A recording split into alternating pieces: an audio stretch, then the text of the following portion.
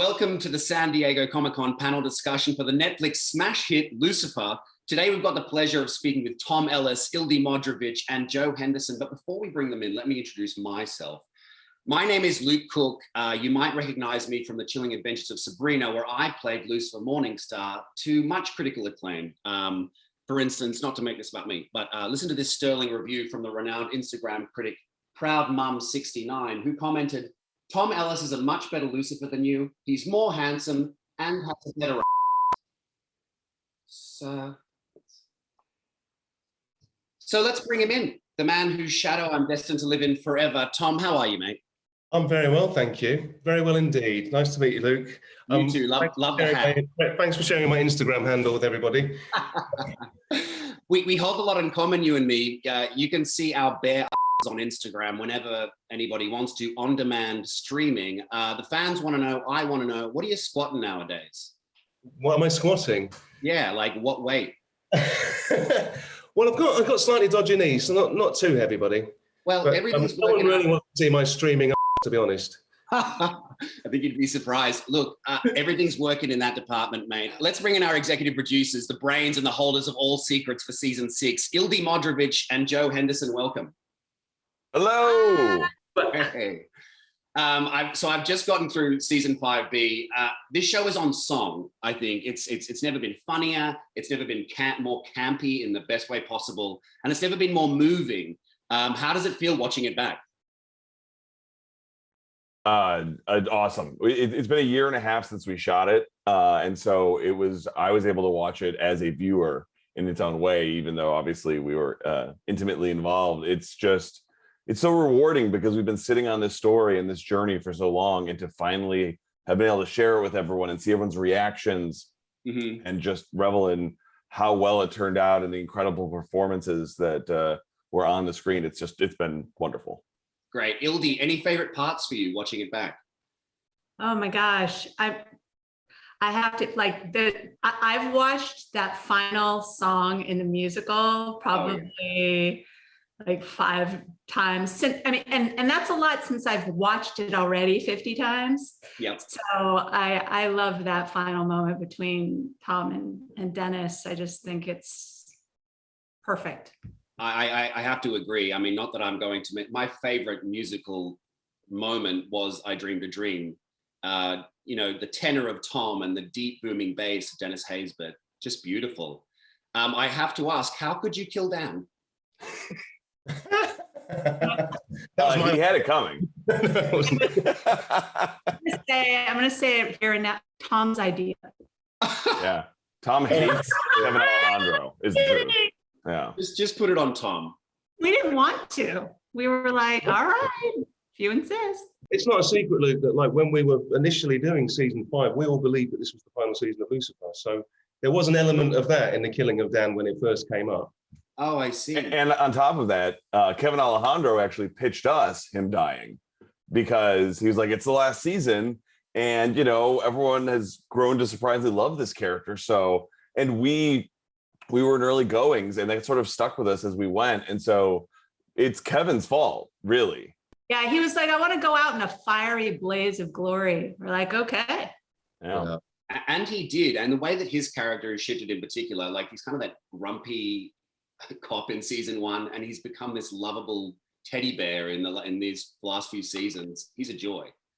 We love him. Yeah. Let's talk about that musical episode. How did you decide on the music? How did you pick the songs?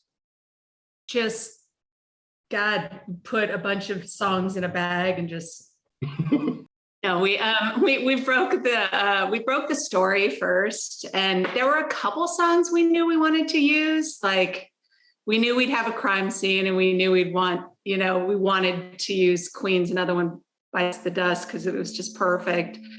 And they graciously let us use it. But all the others really came from the story. We broke the story, and then we went, like Dan was going to feel like he was going to go to hell.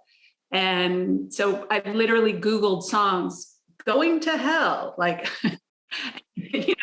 down Squirrel Nut Zipper. So they all came kind of organically like that. The nice thing was that a lot of the songs that you chose initially which normally when you're choosing songs, you're like, well, we'd love this, but we didn't get it. We ended up getting pretty much everything that we wanted to do, which was like a dream. We dreamed a dream and we got it. Absolutely. Let's talk about the engagement, Tom. What was it like to finally film that moment that the fans have been waiting for so long? I mean, it's quite funny that people think that that's the engagement. It was sort of like, it's sort of an engagement because I think Lucifer thought he was going to die. So it was kind of like symbolic in that moment. And so it was an engagement / sacrifice. When we went through it, we were deciding what finger to put the ring on and everything. We definitely wanted to hit more the metaphor of it all. The sort of like, I'm sacrificing myself, but I am giving you my love. So I understand where the sort of confusion comes from. It's not an official engagement, but it is an emotional one, some might It's more say. symbolic in nature. Yes. Well, it's such a shame that we can't do this all together in person this year, but we have gathered a whole bunch of questions from the Lucifer fans about this season and the upcoming final season, season 6. How have things changed and or stayed the same since the first season? Oh gosh. The first thing that popped into my head about change is Scarlet, Trixie. She just grew up in front of our eyes. And she's the same age as my daughter, so it was like weird. And stayed the same.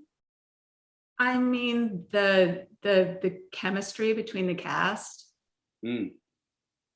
Just always, just from that pilot episode, just popped, and sizzled, and yeah.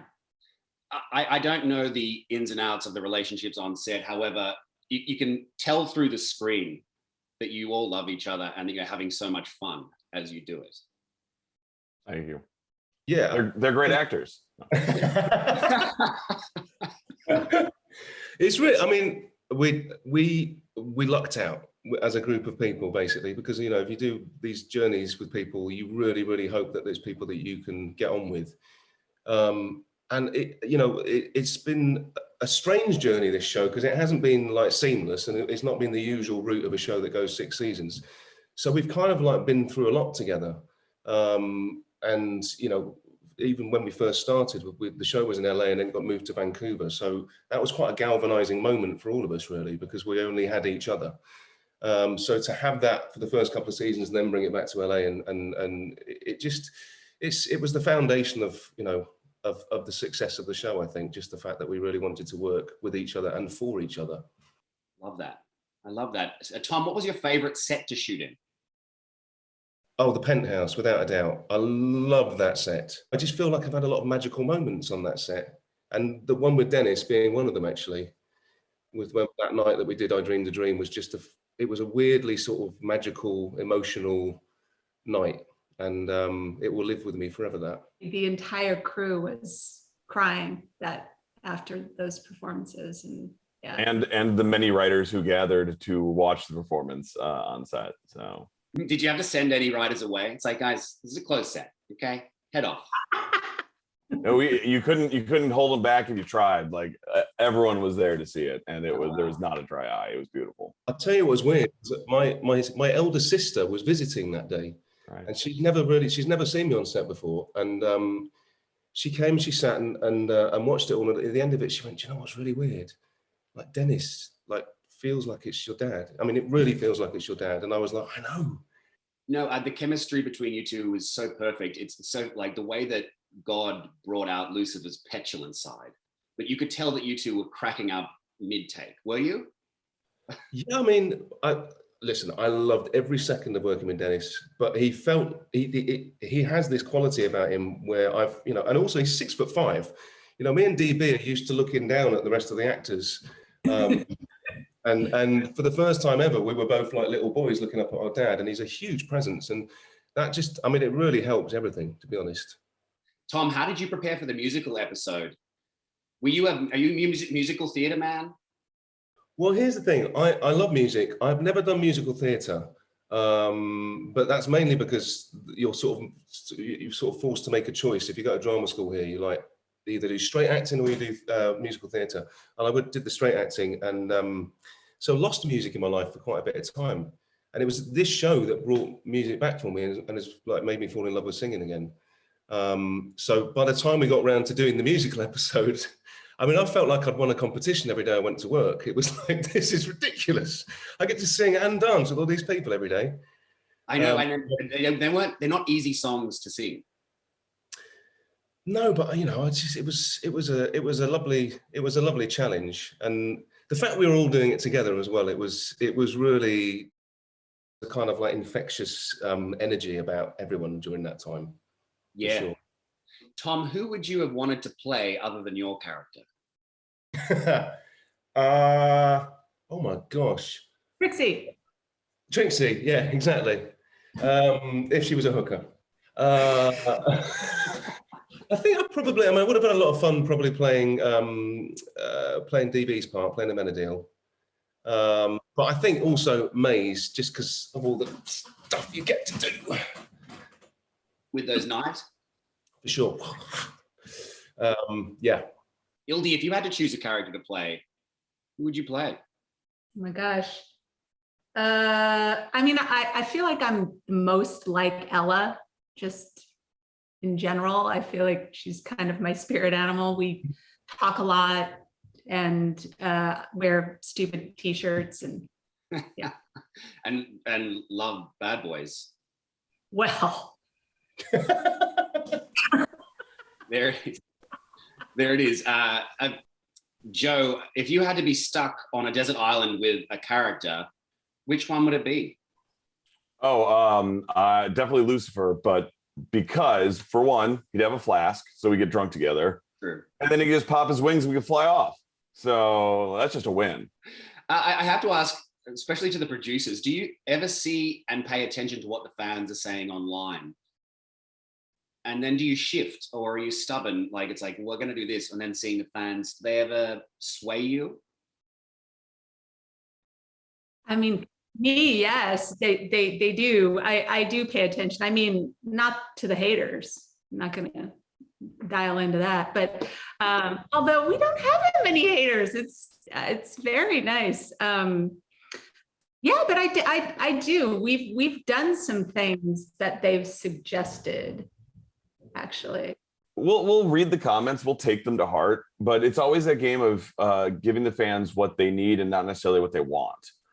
It's just out there, so there's not much you can really do, especially in this case. We're doing season 5 dropping while we've already finished season 6, so there's no adjustments to be made.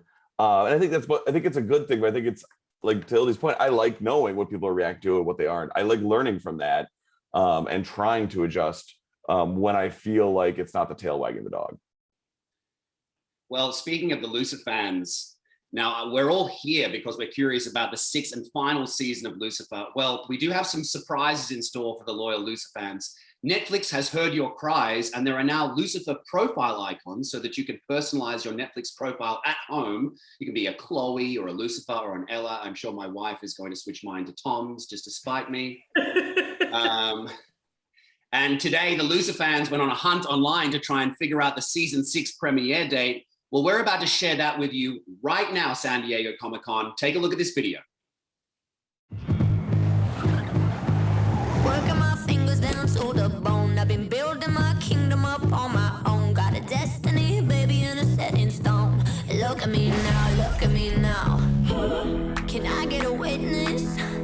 Can I get an amen? Before I make you a believer, you gotta dig a little deeper. Bow down and bless you like a preacher. Time to testify because you know I can make you a believer.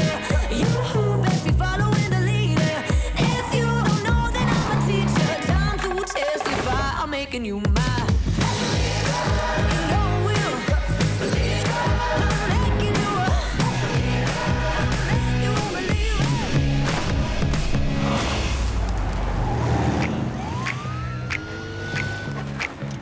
I apologize. This is my last night in LA. Have some faith, I'll make you a believer. Oh, what? I got chills. oh my goodness. I got chills. But okay, so September 10. Now that we know that it's so close, let's talk about season 6. Does Lucifer have all of God's powers? Good question. Good question. And I think that'll be one of the first questions that our characters will be asking when we start season 6. Good thing to explore. Yeah, it seems like a really good. We need to go back to the room and shoot. Tom, is Lucifer going to solve crimes in season 6? Oh, I think it's in his DNA now. There may be the odd thing to solve, but he's got quite a few mysteries to solve, to be honest, in season 6. Yeah, I mean, it felt like at the end of season 5, Lucifer was having to do a lot of growing up before he became God. It was like really wrestling with the pain in his life and the pain of other people's lives, watching Dan die. Is he going to continue this maturation, or is he always going to be this charming, immature? Well, I think he grew up a lot, and he's still in the process of growing up. But I think it's that classic thing of be careful what you wish for, because he did convince himself about a lot of things during season 5. But when something that you think about actually happens, it often feels very different. So that's the kind of conundrum that Lucifer finds himself in season 6. Mm-hmm. Yeah, Luke, everything you were saying is sort of what we were asking ourselves when we were trying to figure out if we had the story for season 6, because so much of his story of season 5 was maturing and growing up. And to Tom's point, like there is so much to explore when you actually get to the moment where you think you're done. You think you've become the person you've been trying to become. And that became really interesting to explore. And with Lucifer, it's always one step forward, 2, 3 steps back. So 3 drunken stumbles backward. Now, if Chloe takes off the ring, not engagement ring necessarily, if she takes off Lilith's ring, will she die? This one we can definitely answer. No, she does not. Will not. We can reveal that was it had a certain amount of power. The power was used to bring her back. Now it just looks awesome on her hand. Amenadiel, will he become a police detective? I think we can also answer that. Yeah. Yes. He detective or police?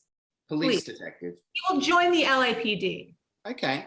Corbett is a bad boy. Ella, Corbett, is there a love interest there? Well, so much of what we were building on season 5 was Dan sort of leaving a legacy. And one of the things he tried to do with his dying breath was, to a certain extent, is introduce Ella to someone he thought might be good for her.